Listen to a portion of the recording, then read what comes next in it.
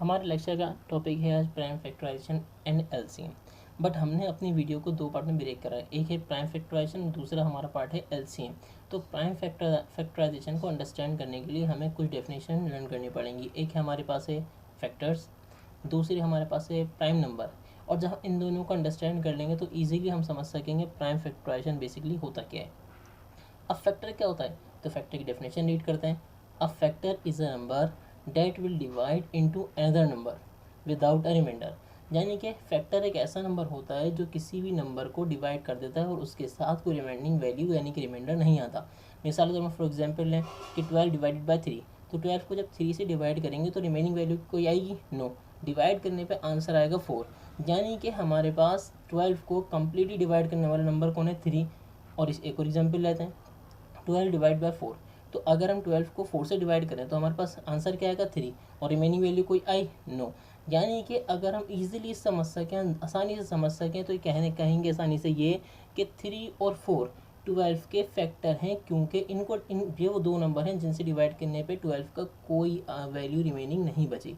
तो हम एक और बात समझिएगा कि ऐसा नहीं है कि हमारे पास 12 के सिर्फ दो फैक्टर हैं, 3 और 4 नहीं।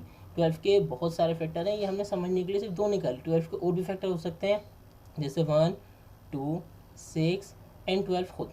ठीक है, अब हम नेक्स्ट डेफिनेशन पे जाते हैं, प्राइम नंबर। तो प्राइम नंबर बेसिकली होते क्या हैं, तो रीड करें definition. Prime number are whole number greater than 1 with exactly 2 factor itself and 1।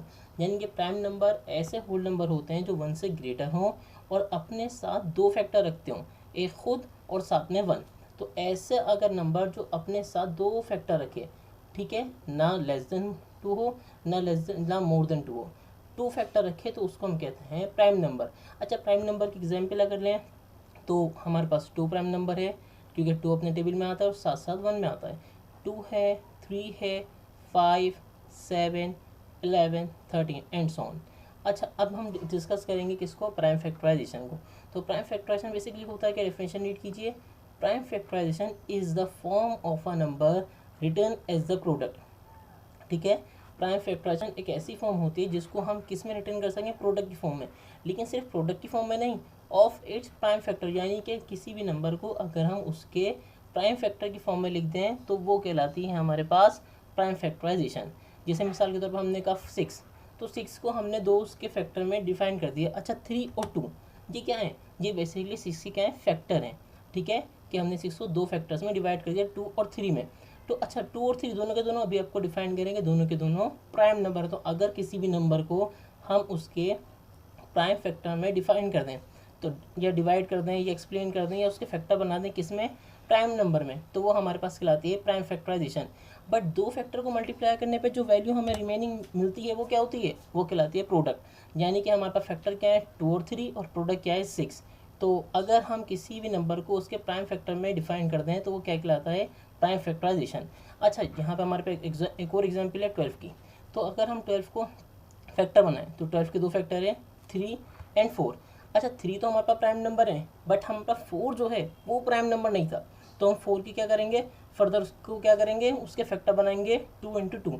अच्छा, 2 इंटू 2 में जब हमने 4 को ब्रेक कर दिया तो हमारे पास 2 इंटू 2 है, ये दोनों हमारे पास क्या है? प्राइम नंबर है। यानी कि अब हमारे पास 12 की प्राइम फैक्टराइजेशन हो गई, क्योंकि हमने उसको उसके प्राइम फैक्टर में ब्रेक कर दिया। तो यानी कि अगर हम किसी भी नंबर को उसके प्राइम फैक्टर में ब्रेक करें तो वो कहलाता है उसकी प्राइम फैक्टराइजेशन।